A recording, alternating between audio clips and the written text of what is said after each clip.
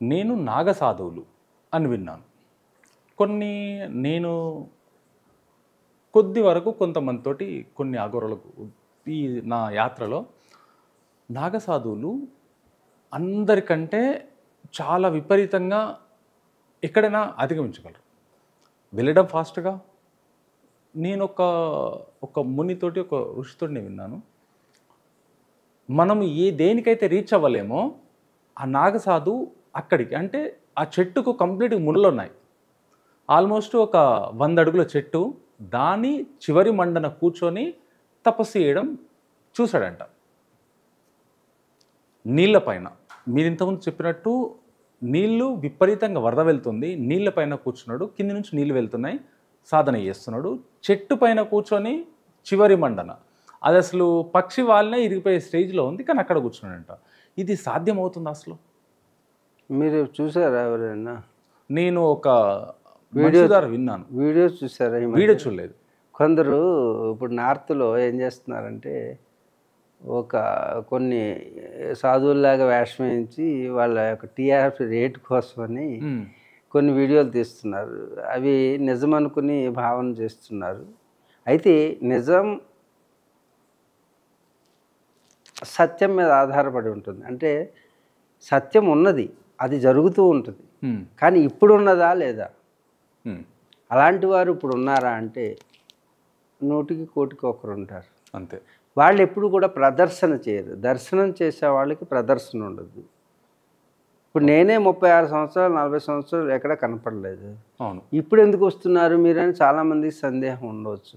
నేను అడిగాను. కానీ అది హిమాలయ యోగుల యొక్క ఆదేశానుసారమే నేను ఇప్పుడు బయటికి రావడం జరిగింది. ఎందుకు వచ్చారంటే చాలా మిస్కన్సెప్షన్స్, అది సత్యం అనేటువంటి భావనలోకి ప్రజలను తీసుకుని వెళ్తున్నారు. కాబట్టి సత్యం తెలిసిన వాళ్ళు, అది సాధన ద్వారా సాధించి అనుభవం ఉన్న వాళ్ళు చెప్పేటటువంటి విషయం వేరుగా ఉంటుంది. ఇప్పుడు నేను చెప్పే చాలా విషయాలు మీకు ఇప్పటివరకు ఉన్నటువంటి భిన్నంగా ఉంటాయి. అందుకే సాధారణంగా ఈ భౌతిక లోకంలో ఒక ప్రవాహం వెళుతుంటుంది. ఆ ప్రవాహానికి అది సరైన మార్గంలో వెళ్ళినప్పుడు కొందరిని పంపిస్తూ ఉంటారు వాళ్ళు.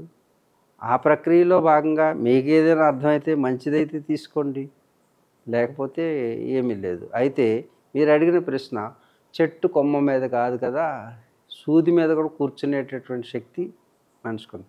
అది కూర్చోరు వీళ్ళు. ల్యావిటేషన్ అంటే శరీరం, భౌతిక శరీరాన్ని వెయిట్లెస్ చేస్తారు. దీన్ని అణిమ, మహిమ, గరిమ, లఘిమ అంటారు. ఈ అష్టసిద్ధుల్లో లఘిమ ప్రదర్శిస్తే మీరు అలా తేలి ఉంటారు. అర్థమైందా? అణిమ అంటే అన్నిటికంటే సూక్ష్మ వస్తువుగా మారిపోతారు. గరిమ అంటే మీరు ఇంతకు ఉన్న చాలా బరువుగా అయిపోతారు. ఈ సృష్టిలో ఏది మిమ్మల్ని లేపలేదు. లఘిమ అంటే లావిటేషన్. అణిమ, మహిమ అంటే మీరు ఈ సృష్టిలో ఉన్న అన్నిటికంటే పెద్దవాడుగా మారిపోతారు.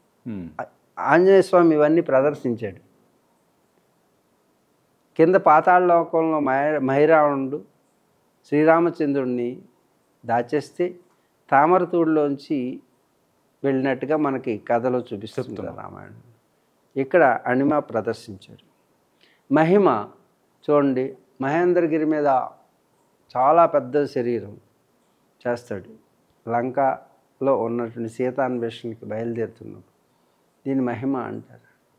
గరిమ అంటే తన తోక ఇలా అడ్డు పెడితే భీముడు తర్వాత యుగంలో ఆ తోక తీయమంటాడు కోతిని. నాయనా నేను ముసలివాడిని అయిపోయాను, నేను కలుపుకోలేకపోతున్నాను, నువ్వే తీసిపోకు, పక్కకు పో అన్నాడు. ముందు ఇలా తీస్తాడు, తర్వాత ఇలా తీస్తాడు, తర్వాత ఇలా తీస్తాడు, తర్వాత ఇలా తీస్తాడు, తర్వాత కింద పడతాడు. అంటే ఒక తోకని కదిపించలేవు నువ్వు, భీముడు అనుకుని విర్రవీగుతున్నావు అని ఒక పాఠం చెప్పడానికి. రాబోయేటటువంటి యుద్ధంలో అహంకారం కాదు కావాల్సింది, తెలివితేటలు కావాలి, వినయం కావాలి, భక్తి కావాలి. కాబట్టి అని చెప్పి ఆ సంఘటన ద్వారా నిరూపించడానికి అక్కడ గరిమను ప్రదర్శిస్తాడు. లఘిమ తెలుసు కదా, ఆకాశంలో వెళ్తాడు. మహిమ, గరిమ, లఘిమ, ప్రాప్తి. ప్రాప్తి అంటే ఏది తను అనుకున్నాడో అది వాడికి ప్రాప్తిస్తుంది. సీతను తెలుసుకోవాలనుకున్నాడు, సీతాన్వేషణ సఫలీకృతం. ప్రాకామ్యము తను అనుకున్నటువంటి పనిని సమర్థవంతంగా చేయగలగడం. ఈ సత్వం అంటే దేవతలను సైతం శాసించేటటువంటి శక్తిని పొందడం. అక్కడ దాటుతూ ఉంటే ఒక రాక్షసి వస్తుంది. ఏది? ఆగు, ఇక్కడ నాకు ఆహారంగా మారిపో, సింహిక అని. ఈ సింహిక దేవతలు ప్రయోగిస్తారు. దేవతల యొక్క శక్తి ఒక ఆకృతిగా మార్చి దైవ కార్యాన్ని సాధించుకు రాగలుగుతాడు ఆ హనుమ, ఒకసారి చెక్ చేద్దామని పరీక్ష పెడతారు. ఆవిడ ఎదురుగా వస్తుంది, నాగకన్య సింహిక. అప్పుడు ఆ సింహికని శాసించేటువంటి శక్తి ప్రదర్శిస్తాడు అక్కడ. ఈ విధంగా అణిమ, మహిమ, గరిమ, లఘిమ, ప్రాప్తి, ప్రాకామ్యము, ఈశత్వము శాసించే శక్తి. వశత్వము అంటే దాన్ని వశపరుచుకునేటువంటి శక్తి. ఇవన్నీ శక్తులు ప్రతి మనిషికి ఉన్నవి. వాటిని సాధన ద్వారా లోపల ఉన్న శక్తుల్ని బయటికి తీసుకురావడం. సాధనలో ఇవన్నీ కూడా అష్టసిద్ధులుగా వస్తాయి. వీటిని కూడా చూసి మీరు ఆగేరా, గమ్యాన్ని చేరడం ఆగిపోతుంది. అందుకే హనుమంతుడు వీటిని చూసి ఏమీ ఆగలేదు, వాటిని ప్రయోగించాడు, చూపించి వెళ్ళిపోయాడు. తను ఉపయోగించుకోలేదు. తన యొక్క లక్ష్యాన్ని చేరడానికి ఇవి చిన్నగా ఉపయోగపడతాయి. అంతేగాని వీటిని ప్రయోగించడానికి మాత్రం ఎవరు సాహసించినా వారి యొక్క సాధన సఫలీకృతం కాదు.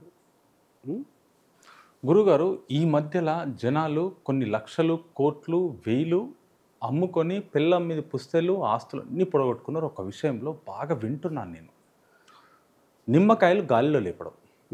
చాలామంది దీని వెనకాల పడి నాశనం అయిపోతారు గురుగారు.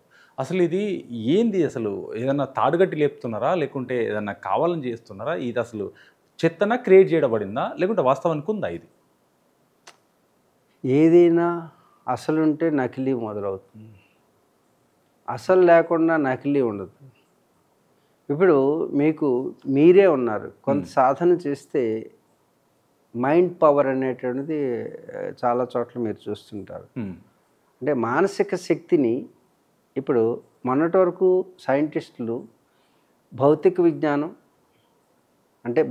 విజ్ఞానం వైపు, రసాయనిక జ్ఞానం, అలాగే తర్వాత వచ్చినటువంటి జ్ఞానం ఏంటి? మానసిక శాస్త్రం. ఈ మానసిక శాస్త్రంలో కూడా మనసుని how can they define? It's not a matter. అంటే అది పదార్థం కాదు, పదార్థ జ్ఞానం కాదు, పదార్థానికి అతీతమైనటువంటి జ్ఞానం. కెమిస్ట్రీ అంటే లిక్విడ్లోనే మనకు లిక్విడ్ ఫామ్లో కనపడుతుంది. మన శరీరం పదార్థం, కానీ ఇట్స్ ఎ కెమికల్ ఫ్యాక్టరీ. ఇప్పుడు మీరు అలా కూర్చున్నారంటే కెమికల్ మారిపోతుంది లోపల. మీ కళ్ళు ఇలా అంటున్నారంటే కెమికల్ మారుతుంటుంది. కెమికల్ చేంజ్ చేస్తే మీ యొక్క యాక్షన్ భౌతికంగా కనపడేది. లోపల ఉన్నటువంటి కెమికల్స్ యొక్క combination of chemical activity, and then only it becomes a neurological activity. న్యూరాన్స్కి తర్వాత ఉన్నటువంటిది psychology.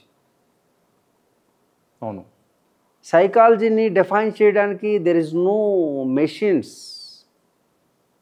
How can they define about the mind? ఇంతవరకు బ్రెయిన్నే గురించి మ్యాపింగ్ చేసేటటువంటి సరిగ్గా కూర్చోండి బ్రెయిన్ గురించి మ్యాపింగ్ చేసేటటువంటిదే ఇంతవరకు సైంటిస్టులకు తెలియదు. ఒబామా బ్రెయిన్ మ్యాపింగ్కి కొన్ని కోట్లాది రూపాయలు ఖర్చు పెట్టి ఇప్పుడు బ్రెయిన్ మ్యాపింగ్ కోసమని ప్రయత్నం చేస్తున్నారు. అప్పట్లో ఒబామా ఉండగా ఆ మిషన్ స్టార్ట్ అయింది. అంటే ఒక బ్రెయిన్ గురించి మనం తెలుసుకోవడానికే ఇప్పటివరకు శాస్త్రవేత్తలకి 2% కూడా తెలియదు బ్రెయిన్ గురించి. బ్రెయిన్ దాటిన తర్వాత ఉన్నటువంటి psychology, how can they define? మీ మనసు గురించి మీకు తెలుసా? పోనీ మీ మనసు ఎక్కడుందో? పోనీ సైంటిస్ట్కి మనసు అంటే ఏంటి?